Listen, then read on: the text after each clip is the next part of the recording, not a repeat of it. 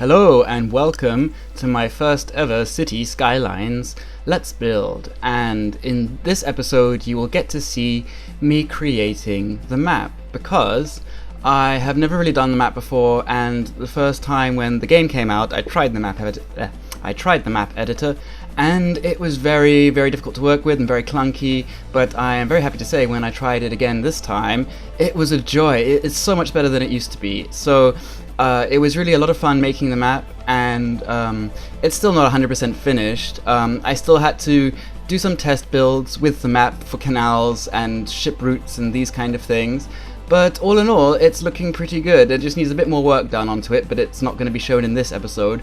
I might not even show that, it's just lowering the level of land for the canals. So as you can see, two parts will be surrounded by mountains. There's a river that goes through the middle of the map, and on one side of the river will be where you can see now, that's where the really liberal and open society with democracy and stuff like that will be.